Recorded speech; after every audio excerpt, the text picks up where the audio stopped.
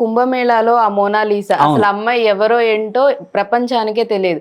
అలాంటిది కుంభమేళాకి వెళ్ళిన ఒక పర్సన్ ఆ అమ్మాయి కళ్ళు చూసి నచ్చడం ఏంటి, అది తను తీసుకొచ్చేసి సోషల్ మీడియాలో పెట్టడం ఏంటి, అసలు ఓవర్ నైట్ లో అమ్మాయి ఇప్పుడు రీసెంట్ గా ఒక మూవీలో, తెలుగు మూవీలో కూడా అమ్మాయి రాబోతుంది. అసలు ఎక్కడ పూసలమ్మాయి ఎక్కడ హీరోయిన్ అంటే అదే అసలు ఎటు వెళ్ళిపోతుంది అనేది థాట్ ప్రాసెస్. అంటే మన జనాలకి పూసలు అమ్మేటోళ్ళు లేకపోతే కుర్చీ మడత పెట్టి గలీజ్గా మాటలు మాట్లాడేటోళ్ళు వీళ్ళే ఫేమస్ చేస్తారు, కింద కామెంట్స్ కూడా వీళ్ళే పెడతారు.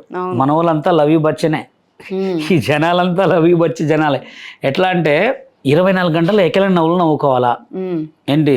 ఇప్పుడు ఒక సిచ్యువేషన్ చెప్తా చూడండి ఎట్లా సింక్ అయిద్దో. దారిన పోతూ ఉంటారు మీరు, ఎవడో తెలియదు, ఎవరో తెలియదు, జుట్లు పట్టుకొని కొట్టుకుంటా ఉంటారు. మీరు ఆగి ఎందుకు చూస్తారు? మీకు చెడని తెలిసి ఆగి చూస్తారు. మీరు ఆగితే ఇంకొకటి ఆగుతారని తెలుసు, ఇంకోటి ఆగుతారని తెలుసు, అక్కడ ట్రాఫిక్ అయితేని తెలుసు. సిచ్యువేషన్ కూడా ఇదే, సోషల్ మీడియా కూడా ఇదే. అంటే ఎవరో కొట్టుకున్నా, ఎవరో తిట్టుకున్నా, ఎవరో గలీజ్ మాటలు మాట్లాడే వీడియోలు చూడాలా, వాళ్ళకి వ్యూస్ తేవాలా.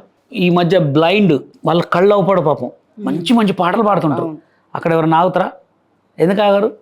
అది మంచి జెన్యున్ గా ఒక్కళ్ళు కూడా హెల్ప్ చేసే వాళ్ళు అనేవాళ్ళు చాలా తక్కువ. కావాలంటే ఇంకా దాంట్లో ఎంత పడ్డా దొప్పుకోపోవాలని చూసేటోళ్ళు ఉంటారు.